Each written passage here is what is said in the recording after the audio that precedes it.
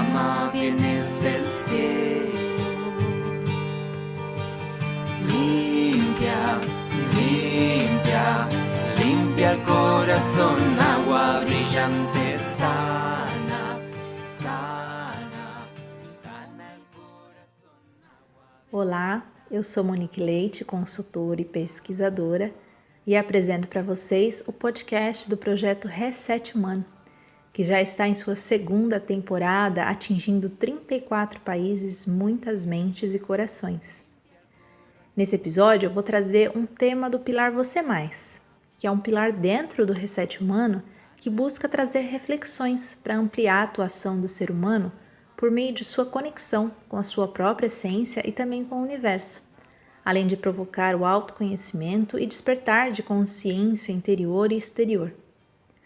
O tema do podcast de hoje é Pachamama, reencontro com nossa natureza, aprendendo com a cosmovisão andina. Cada civilização se desenvolveu com base na sua própria percepção do mundo e do cosmos. Essa percepção se constitui de princípios, valores e crenças, e é esse conjunto que chamamos de cosmovisão.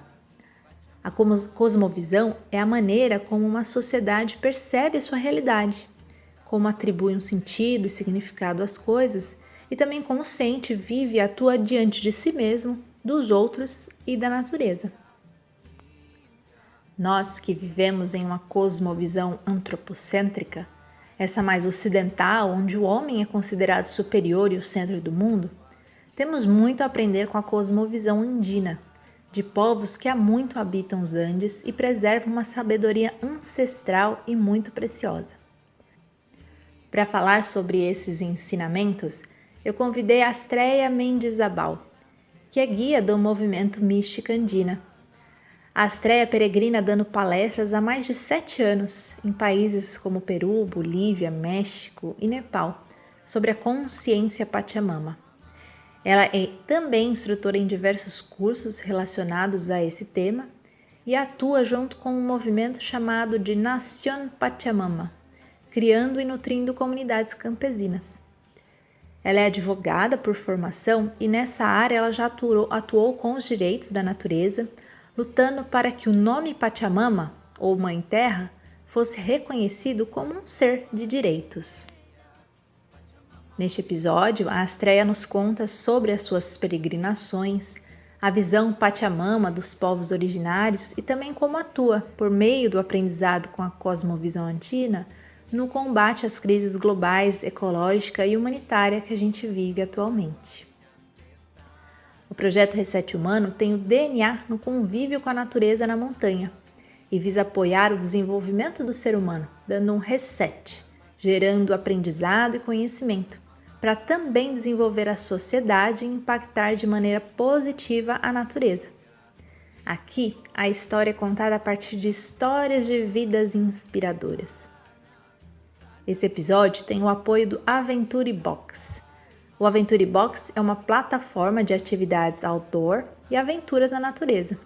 Nessa rede social, você pode registrar suas conquistas, compartilhar experiências com a comunidade outdoor, explorar milhares de publicações e se conectar com outros praticantes. Tudo isso feito exclusivamente para os amantes da cultura outdoor. Baixe o aplicativo Aventure Box na Apple Store e Google Store ou se conecte no aventurebox.com. Quer fazer parte do projeto Reset Humano? Siga o nosso perfil no Instagram, @ResetHumano, também no Aventure Box, no LinkedIn e Facebook. Nossos canais no YouTube, Telegram e pelo WhatsApp 11 98165 0990. Mande lá suas sugestões de pautas e seus comentários. Astreia, seja muito bem-vinda ao Reset Humano. Muito obrigada por aceitar o convite de estar aqui com a gente, falando de um tema tão interessante, que é a cosmovisão andina, que é falar sobre a Mãe Terra, Pachamama, que a maioria dos ouvintes e eu amamos e gostamos muito de falar, de discutir, que está presente nas nossas vidas, mas que eu acho que a gente tem muito a aprender ainda, né? Seja muito bem-vinda. Olá, Monique. Quero também te agradecer por esse hermoso convite de estar participando do podcast do projeto Reset Humano. É sempre uma possibilidade única estar compartilhando visões, compreensões e especialmente gerando encontros que nos estreitam laços também. Assim que graças pelo convite. Como tu bem disseste, eu sou Astreia Mendes Abel, sou ativista e semeadora da Nação Pachamama e estou muito feliz de compartilhar um pouquinho acerca da experiência que carrego e especialmente sobre esse movimento tão bonito que nos leva ao encontro a Pachamama. Assim que graças, querida. Graças a ti, Astreia. Muito bom ter você aqui com a gente. Vamos às perguntas? Madre Tierra, Pachamama,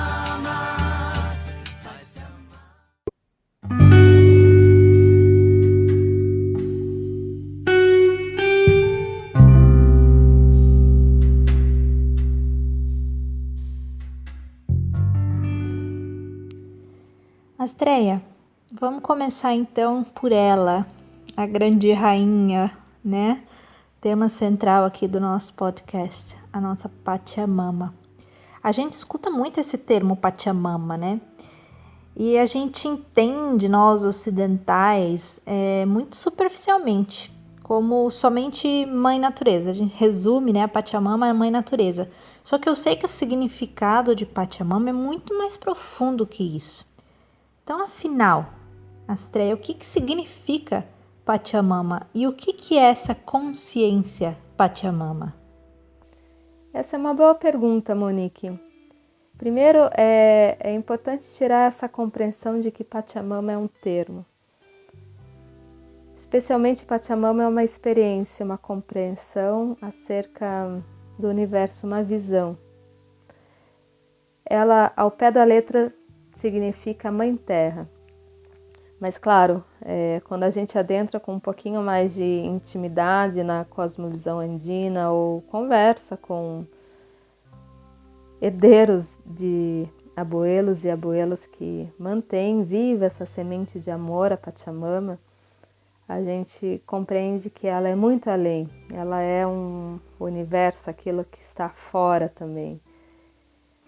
Mas, além dessa compreensão, o que eu gostaria de compartilhar é essa experiência de sentir a Pachamama, que é a expressão desse planeta, como uma compreensão de que emite um som que se expressa por essa mão nutritiva e maternal que nos ampara, que nos cuida, que nos ensina. Assim que Pachamama não é meramente um termo, senão que ela é esse estado de compreensão que me faz perceber a vida ao meu redor e sentir amor por ela, porque ela pulsa amor.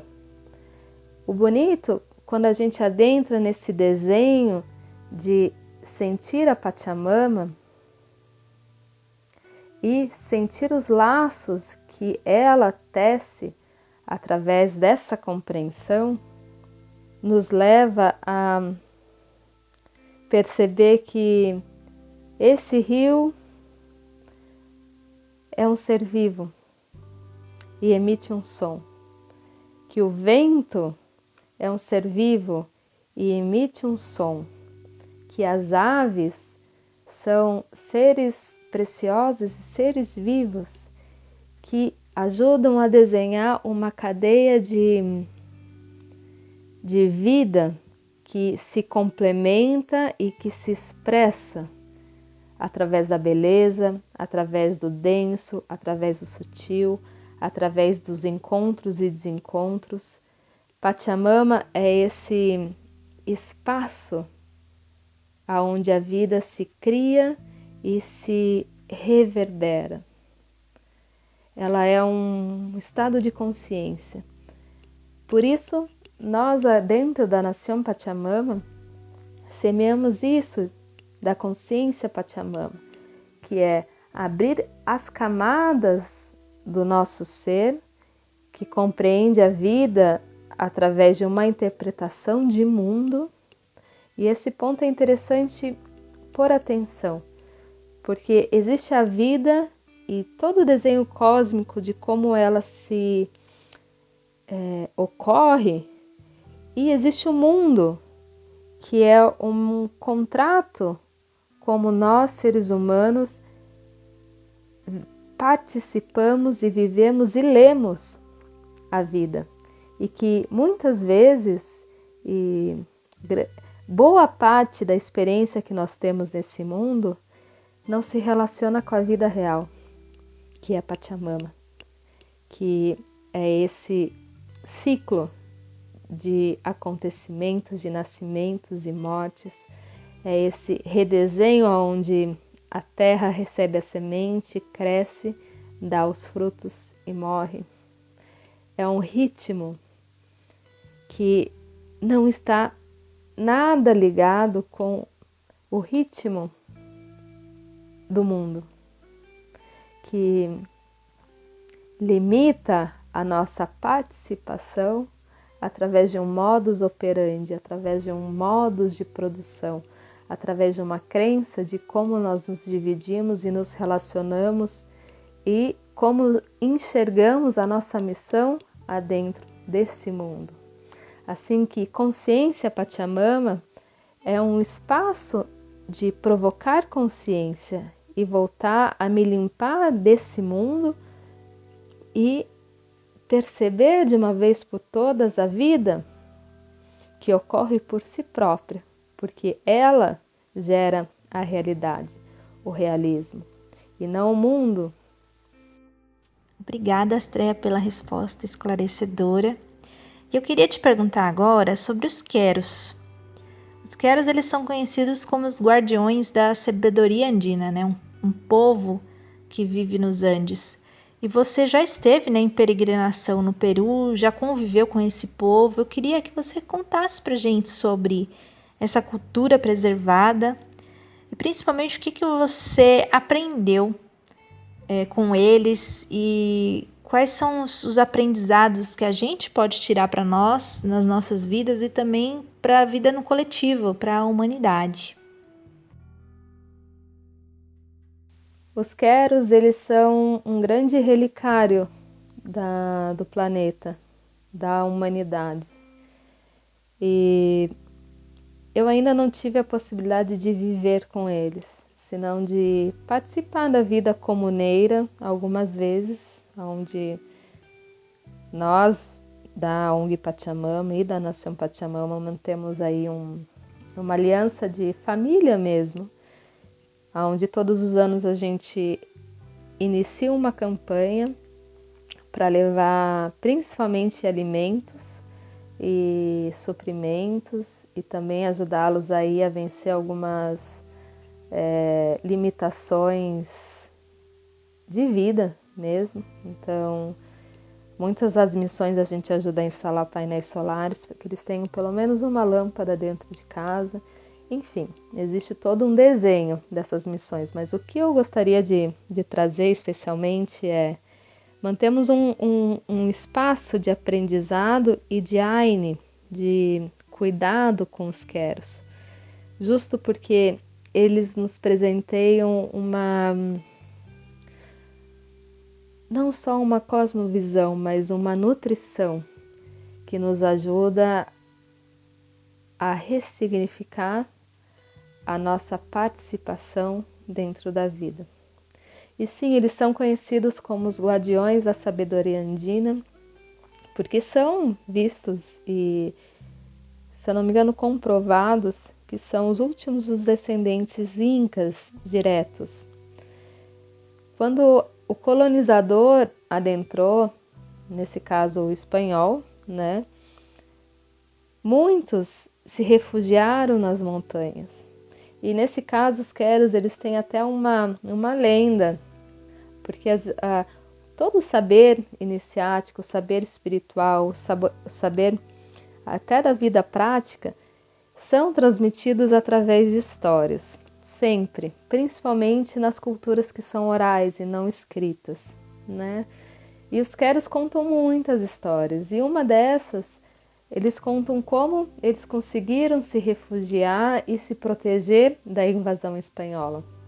E outra possibilidade, eu posso estar compartilhando um pouquinho dessa história, mas por conta dessa fuga e dessa proteção, onde eles permaneceram muito tempo aí resguardados, sem contato íntimo com a civilização, eles mantiveram o que a gente chama de o tesouro do Inca, que é muito além de tesouro, senão que é o coração límpido, que traz as verdades da vida, que mantém esse vínculo de amor à Pachamama, aos apos, que mantém uma vida comuneira despida de influências que nos consomem, né? E que nos geram isso, que abastece tanto a sociedade em si, e que creio que está presente em todos, essa angústia que nos traz um buraco existencial e que nos faz sempre percorrer e buscar coisas sem alcançá-la, porque o mundo foi feito para que a gente não alcance ou realize sonhos ou simplesmente esteja com o coração impregnado de graça, de gratidão por estar aqui. E os queros nos ensinam isso, essa percepção e essa bendição de estar vivo, esse amor intrínseco à vida, esse bem viver. E quando a gente se deixa impregnar dessa simplicidade que nos leva ao verdadeiro encontro com a espiritualidade, a gente se despe, que é dizer, a gente sai da complexidade da mente e das crenças de que nós precisamos de muito para viver bem e se dá conta de que o caminito humilde, próximo à terra, ou seja, bem próximo à terra e que necessita de um espaço comunitário, porque a vida é compartida, ela não foi feita para que a gente proteja as nossas zonas de conforto, senão que a gente nos ajude para que a vida possa ser mais leve para todos. Te abre uma esfera de compreensão e te saca essa angústia existencial. Queros significa a vasilha do Inca, ou seja, a vasilha ela é uma metáfora de que nós temos uma vasilha adentro, um copo, que sempre está cheio de razões, de lógicas, de estudos infindáveis, cheio de ego, de egocentrismo, de individualidades. E os queros, essa metáfora do quero é manter a vasilha vazia, para que justo o novo, a vida que ocorre nesse instante, chegue límpida e possa tocar seu centro-coração. Estar com os queros é absorver dessa energia límpida e esvaziar a vasilha que a gente carrega dentro, para que a angústia não nos coma em vida, que é nos mantenha inconscientes. Sabe os ensinamentos. E diferente dos queros que você acabou de falar, a gente vive numa sociedade ocidental e assim como a maioria das sociedades ocidentais, a visão que predomina é a visão antropocêntrica, que entende que o ser humano é considerado o centro do planeta, né? Está no topo do mundo. O resultado dessa visão é um consumo inconsciente, desenfreado e não sustentável dos recursos naturais. Bem diferente disso está a cosmovisão andina, que é riquíssima, prega justamente o oposto, que é o que você falou um pouquinho agora, que prega que a gente é parte de um sistema chamado natureza e que, assim como a gente, seres humanos, todos os elementos possuem sentimentos e direitos. Eu queria que você falasse um pouquinho pra gente sobre essa cosmovisão dos povos originários que você transita. De uma certa forma, nós vivemos uma cosmovisão capitalista, como tu dissestes, essa visão antropocêntrica, onde há uma supervaloração da nossa presença como espécie humana. E isso é tão drástico e danoso que nós passamos, enquanto sociedade, por décadas e milênios nutrindo uma visão de que somos o centro do universo. E mesmo que já tenha sido comprovado que a Terra não é o centro da galáxia, e sim o Sol, e que nós giramos nesse Sol, e que mesmo assim esse Sol também gira em torno de algo muito mais grandioso. Nós, enquanto homem, enquanto mulher, passamos o dia pensando em si mesmo, porque nascemos de uma cosmovisão que supervalora a nossa existência humana. Quando essa expressão da cosmovisão andina começa a se revelar, ou seja, quando a gente abre espaço para conhecer e especialmente para experimentar, na verdade nos mostra como os antigos, pessoas simples do nosso continente, Abya Yala, a terra madura, percebiam a vida e mostra uma maturidade nessa percepção, que vê que Pachamama e Taita Inti, que é o Pai Sol, criam encontros para que a vida possa ocorrer em harmonia. Que é justo como a vida funciona, né?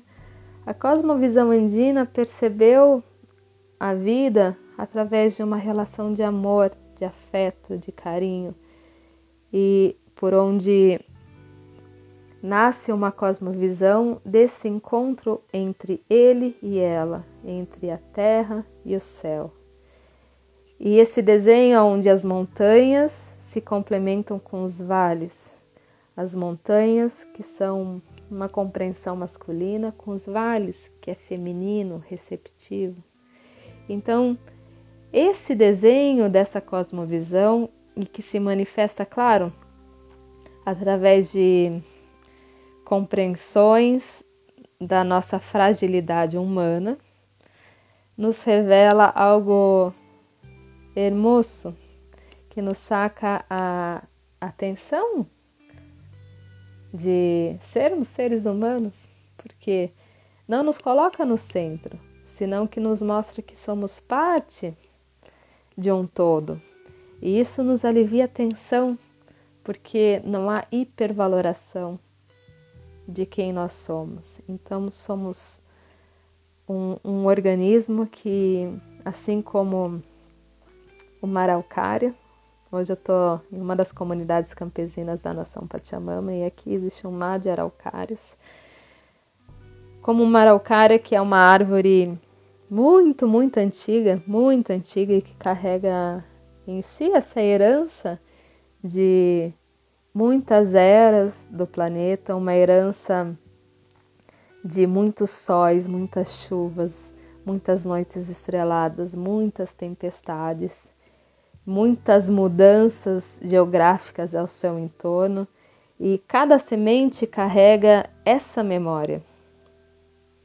Falar de cosmovisão andina é falar dessa semente que carrega uma memória antiga do nosso continente latino-americano e que foi defendida em pequenas vilas, em casas, através de heróis e heroínas conhecidos e desconhecidos, através de momentos históricos chaves e que infelizmente e especialmente no Brasil nós não conhecemos porque não nos foi ensinado, não nos foi aberta essa chave de conhecimento que é mostrar de onde nós viemos enquanto povos latino-americanos. Falar da cosmovisão andina é desvendar essa semente que nos simplifica a percepção de mundo através de 3 mundos, né, que se revelam na Chacana, que é traduzida de forma muito rasa como a cruz andina, mas que revela um caminho que nos leva em direção à compreensão de que a vida sai da escuridão e nos leva à luz, mas que ao mesmo tempo a natureza humana ela é composta de luz e escuridão, e que isso não é contraditório, senão que mostra a nossa natureza, que é uma mescla entre luz e sombra. Isso nos tira uma atenção de buscar sempre algo que está fora da nossa natureza. A cosmovisão andina nos simplifica e nos abre uma leitura que nos leva a um encontro com a totalidade, com esvaziar o copo, esse queros que eu mencionei na pergunta anterior. Eu posso falar muita coisa sobre a cosmovisão andina e adentrar nessa esfera desse caminho iniciático que foi desenhado através dos antigos sacerdotes e sacerdotisas e que foi aí guardada e que está sendo aberta à humanidade aí já há alguns anos e compartido também como uma necessidade de que esses antigos saberes impregnem a mulher e o homem do planeta, a mulher e o homem que vivem adentro das cidades especialmente, para que de uma certa forma a gente se desvista da complexidade egóica e experimente de uma vez por todas um novo jeito de se vincular e que não degrade e não crie escassez no planeta. Porque no final das contas, Pachamama não necessita da gente. Ela se regenera, ela se renova, mas a raça humana necessita. E enquanto nós mantivermos essa compreensão que tudo está feito para que as nossas vontades e desejos pessoais sejam supridas, nós vamos nos manter aquém de sentir Pachamama estalando no nosso peito, no nosso coração. Cosmovisão andina é um estalido que me mostra que esse eu que eu acredito que sou, na realidade não sou. É uma crença. E lá no fundo existe um estalido que quer ser parte desse planeta. Muito legal. Eu queria que você continuasse falando sobre cosmovisão, agora sobre o aspecto da espiritualidade, porque dentro da cosmovisão andina, a espiritualidade não é só um aspecto, né? Ela está intrinsecamente vivida e aplicada em todos os âmbitos da vida das pessoas. Então, desde a maneira como eles nascem, criam seus filhos, até o relacionamento com o seu trabalho, com a sua comunidade, a natureza. As comunidades que ainda preservam a sua cultura e os valores, como é o caso dos queros, têm mais probabilidade de valorizar o seu desenvolvimento espiritual e considera como base para suas ações e comportamento. Eu queria que você falasse um pouco mais sobre isso e, se possível, desse alguns exemplos.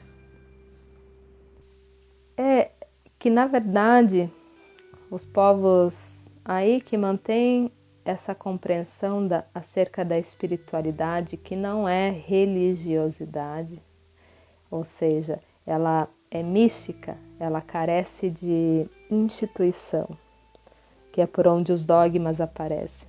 A espiritualidade, ela é selvagem, porque ela é o nosso relacionamento com a vida.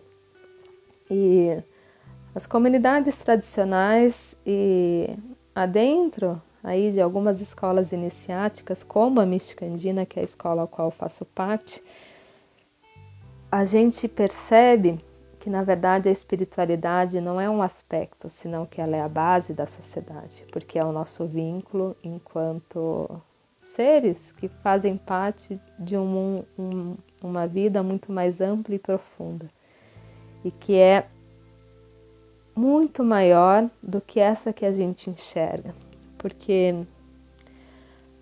a nossa compreensão de mundo, ela é muito ínfima, porque ela transita desde a mente, no sentido, eu leio o mundo de acordo com as minhas experiências, de acordo com a educação que eu recebi, das pessoas que eu transitei, da classe social ao qual eu faço parte.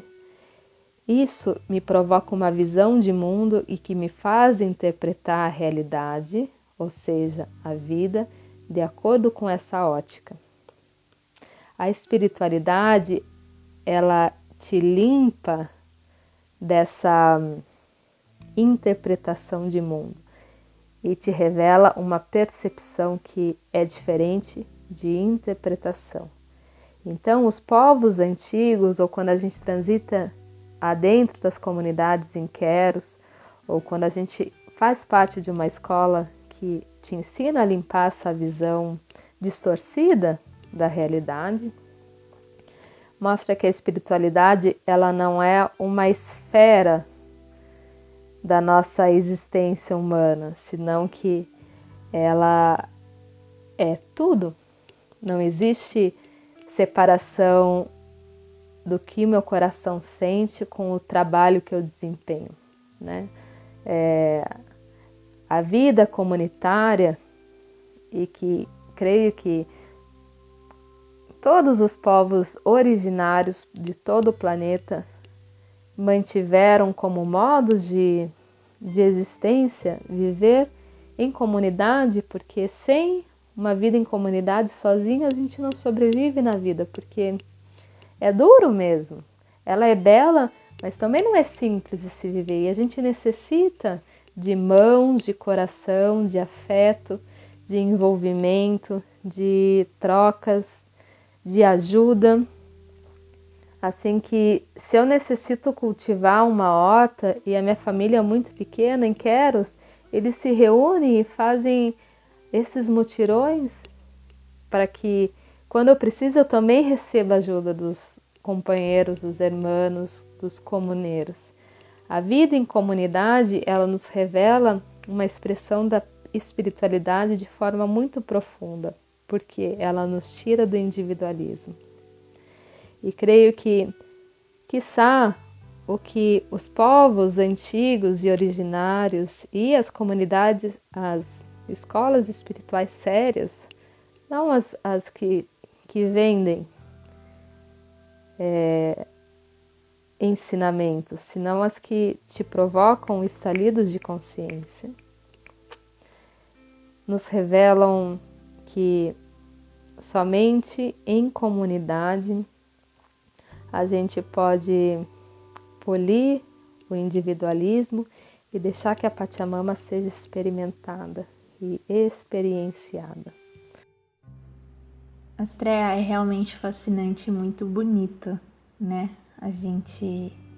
E bonito não no sentido de romântico, que é isso que eu também, através do meu trabalho, sempre tento trazer, né, para as pessoas. Essa cosmovisão andina, cosmovisão, as cosmovisões diferentes, né? Não tão seculares quanto a nossa, são muito bonitas, mas não é um bonito romântico. É um bonito de aprendizado mesmo, da gente olhar com esse olhar que você deu agora pra gente. Que a gente tem muito a aprender.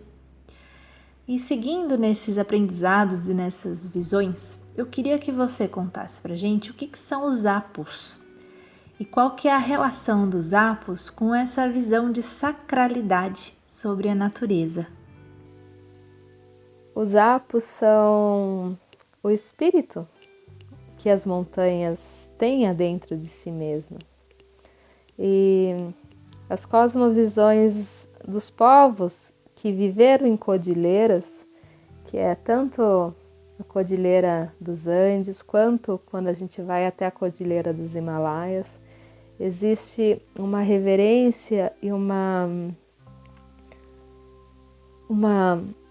percepção de que são seres imensos, grandiosos, são seres vivos que carregam uma tonalidade, uma voz. Os apos são esses espíritos de seres muito antigos e que fizeram um voto de seguir nesse planeta para nos cuidar, para nos amparar e irradiar em seu silêncio majestuoso compaixão. E por isso as montanhas também são tão apaixonantes. E aqui, que é um podcast de montanhistas, creio que quem me escuta compreende. A montanha, ela é apaixonante e elas são diferentes umas das outras. Elas têm traços diferentes, jeitos diferentes, experiências distintas. E os antigos desse nosso continente, que é tecido por uma cordilheira, perceberam isso. Então, tudo se faz agradecendo aos apos, as montanhas sagradas, porque são elas que nos amparam, nos custodiam, nos nutrem. E todas têm nomes. Quando a gente caminha pelo Peru, pela Bolívia, especialmente, a gente aprende o nome dessas montanhas. E quando a gente está aí com os nativos, eles, quando passam à frente de um apo, agradecem, fazem uma saudação, abrem o coração. Porque não é um gesto automático, senão que é algo que o coração religa um fio de conexão com aquele apo.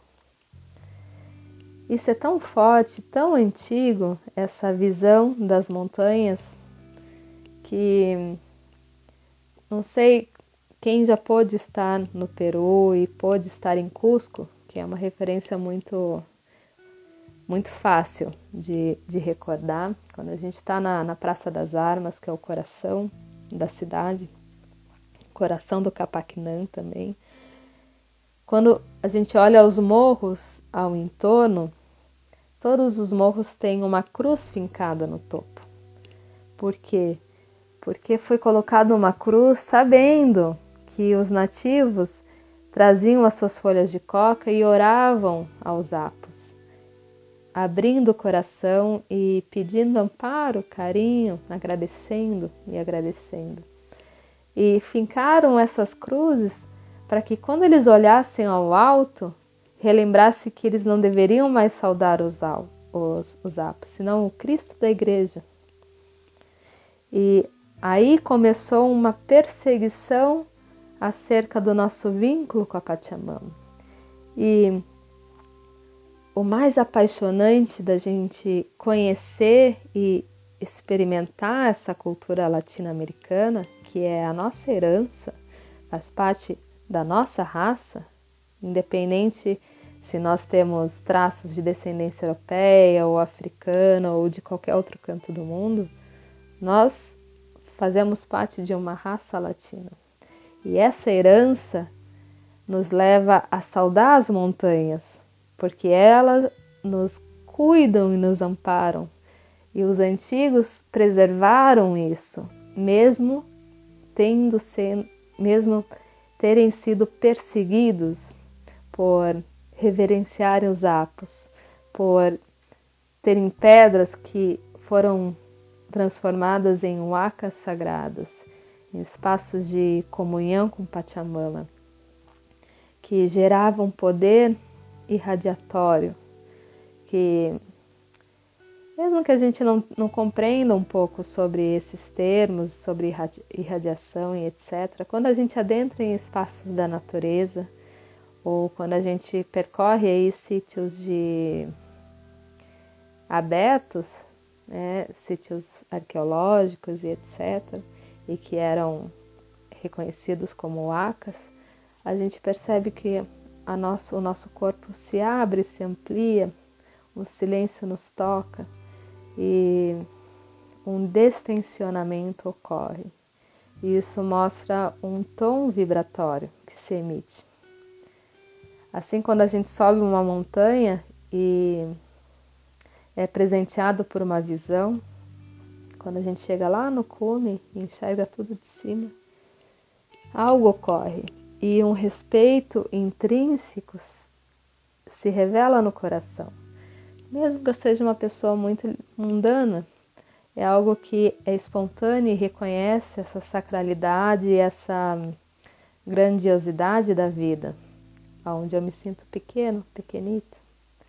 E é bom se sentir pequenito, porque a gente abre espaço para ser conduzido.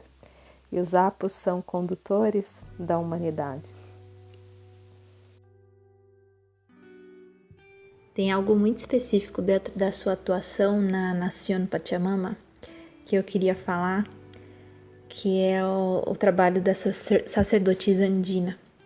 Você fala muito, né, da espiritualidade e do ativismo feminino, que eu acho que está ligado ao movimento feminista, no sentido de elevar as mulheres não só a direitos igualitários, como também uma questão de resgate da força feminina, que há muito a gente vem sendo rebaixada, né, e esquecida.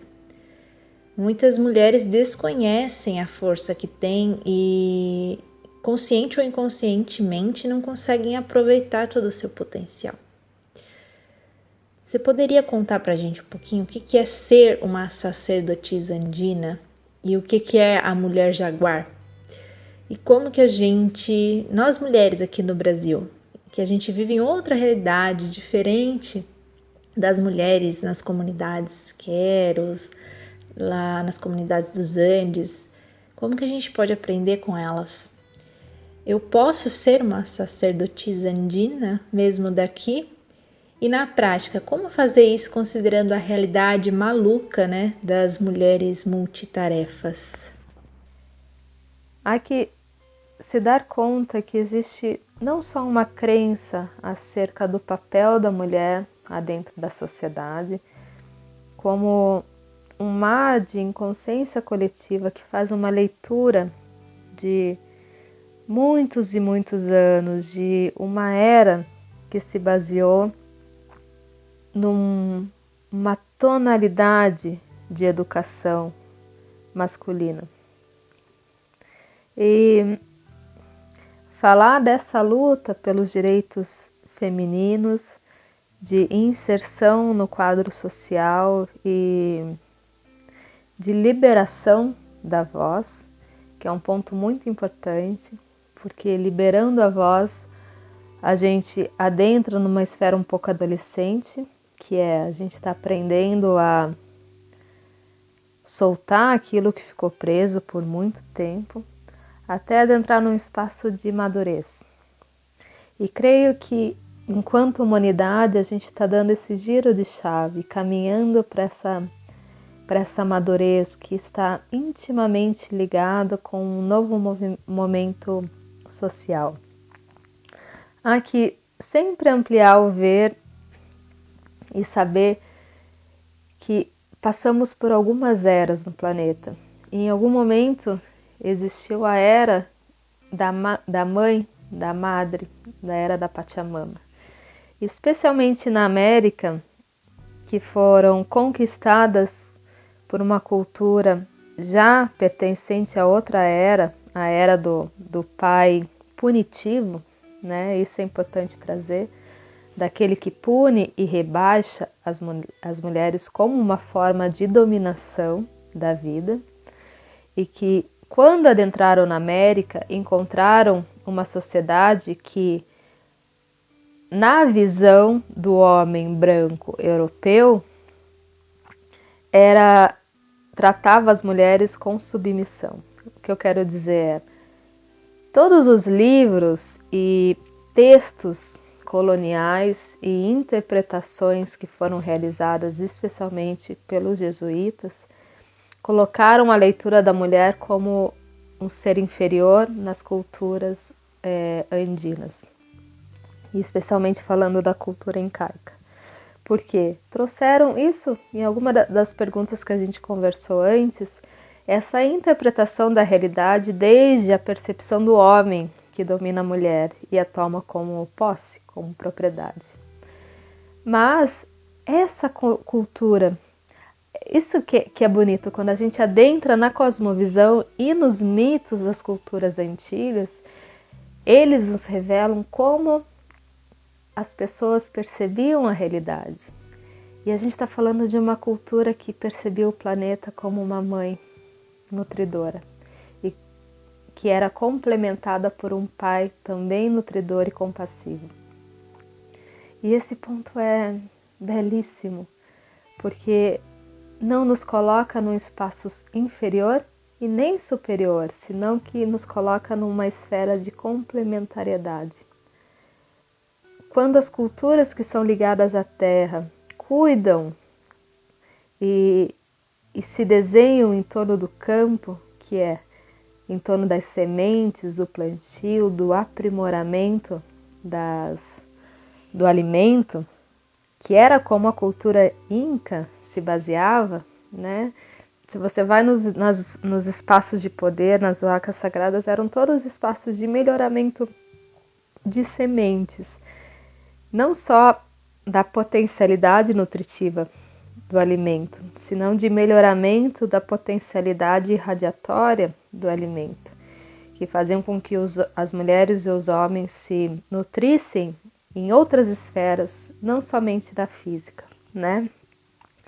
E a cultura indígena sempre trouxe a mulher nesse papel da que cuida da semente e da que planta a semente e colhe os alimentos e prepara os alimentos e serve as mesas, não como um ato inferior, isso que é bonito, senão como um ato de profunda conexão com Pachamama, aquelas que deixavam com que a voz de Pachamama fosse revelada através do alimento, por exemplo.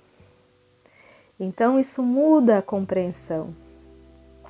E muito disso a gente não vai encontrar em livros, muito menos em espaços acadêmicos, senão de uma experiência, senão de conversas, de histórias que vão te revelando um jeito como as pessoas se enxergavam. E as mulheres sempre tiveram muito protagonismo no nosso continente.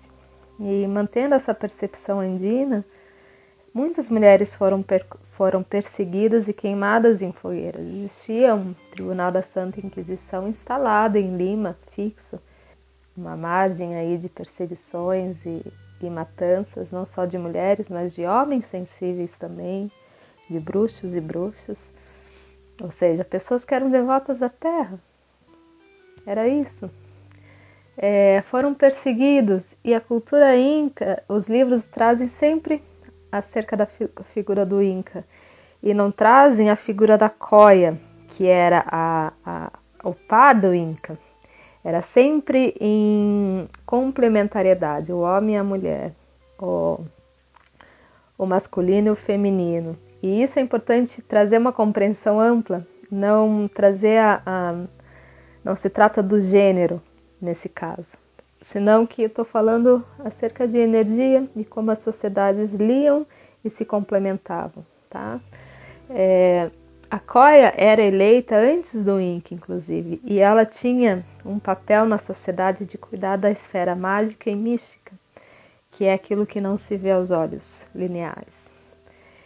Quando a gente trabalha com isso que tu diz do resgate da força feminina, vai muito além dessa imposição por direitos, ou por respeito, ou por dizer basta ao feminicídio, ou por dizer basta que os nossos corpos sejam propriedade do Estado. Mas, especialmente, mover os mundos internos. E é esse o espaço onde a sacerdotisa andina, o trabalho da sacerdotisa andina, nasce e nos revela o poder da mulher jaguar, que é adentrar nos mundos internos, que é por onde a voz colonizadora nos comeu a consciência. tem uma finalidade muito mais ampla do que a de gerar filhos, que já é uma potencialidade maravilhosa. Mas existe uma potencialidade ainda muito mais ampla, que é a que nos faz sermos a voz de Pachamama, que nos faz abrirmos os espaços de intuição e cuidarmos da Pachamama, que é cuidar de todos. Esse espaço nutritivo provoca o resplandecer da mulher jaguar, que não foge da luta e não se esconde dos seus mundos internos. Claro, enquanto estudo social, a mulher é vítima de um quadro de dominação, certo? Mas nós trazemos muito esse espaço da vítima adentro, que acaba não sendo uma fortaleza, senão que ela reverbera uma debilidade, que é de se sentir muito frágil por dentro. Muito, muito, muito vítima, que é se sentir carente. E esse espaço onde escoa essa energia é que abre espaço afora para que a gente seja dominada por situações, por pessoas, por empregos, por, enfim, infinitas faces que o mundo nos cerceia, né? Esse espaço da sacerdotisa andina nos ajuda a sair dessa dependência emocional, que é por onde essa voz de dominação nos saca poder. E a perceber que se Pachamama está presente adentro de mim, isso me basta. Isso me tira da eterna busca por algo afora, por uma família ideal, por um companheiro ou companheira ideal, por um emprego ideal, por sentir que eu sempre dou mais do que recebo. E isso gera um desequilíbrio interno que me faz distanciar desse poder jaguar que é nato em nós. E o belo desse trabalho é criar essa fortaleza interna que me tira dessa busca por sentir-me completa, porque eu sou ela está em mim, nós somos Pachamama. E isso é uma forma de ativismo, porque nos tira dessa posição de vítimas que reagem a um modus operandi que dizem que a mulher necessita ser dessa forma. Inclusive fortes e produtoras, né, e cuidadoras, senão que mulheres que sabem quem são e desenham a sua própria caminhada. Acho que já falei bastante, porque realmente é um assunto apaixonante e necessário, porque se muitas mulheres se deem conta dessa potencialidade, nós por fim podemos dedicar a nossa existência para lutar para que a vida não seja e continue sendo dominada e destruída e evadida, porque a realidade hoje nos mostra que realmente estamos em uma crise profunda, planetária, e que o planeta está à beira de um colapso real. E esse é o tempo que nos chama a sair do excesso de preocupação consigo mesmo para se dedicar à sociedade e à vida em si, que grita hoje, ela não fala mais baixinho, ela grita pedindo que a gente de uma vez por todas desperte. E o trabalho da mulher jaguar vem nesse sentido de despertar, dar um start para que a gente volte a ser curandeiras sociais. Curandeiras sociais, eu estou arrepiada, é um assunto apaixonante. Eu, desde a primeira vez que eu ouvi falar sobre a sacerdotisa, a mulher jaguar, eu me apaixonei. Tudo que a gente está falando aqui é apaixonante, né? E já que a gente estava falando sobre esse despertar, eu queria que você falasse um pouquinho sobre o que esse despertar de consciência tem a ver com a crise global que você também já mencionou. E como que você trabalha esses dois temas juntos e como que as comunidades campesinas te ajudam nessa relação? De fato, nós estamos inconscientes, vivemos da inconsciência, vivemos em um grande caos. Tanto que essa expressão olho por olho e dente por dente é o que rege as relações humanas de fato.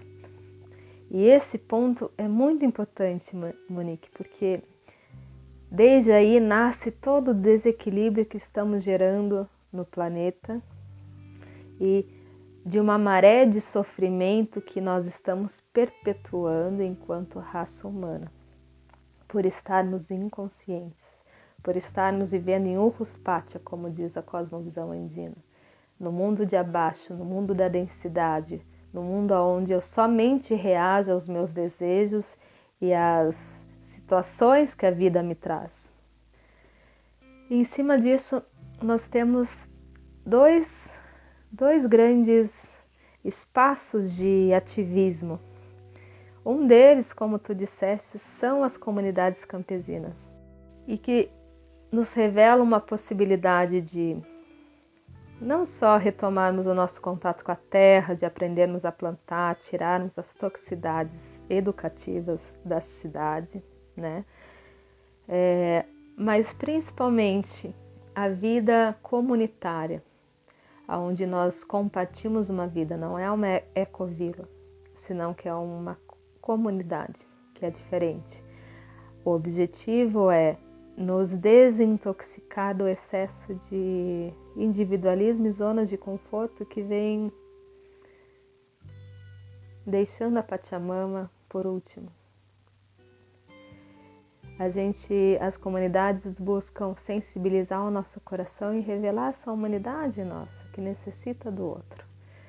E a vida em comunidade, que também não se relaciona somente entre as pessoas humanas que vivem, mas com os animais, com a terra, com as árvores, com os anjos, com o universo onírico, com tudo aquilo que muitas vezes a nossa mente não capta, mas que faz parte de uma comunidade.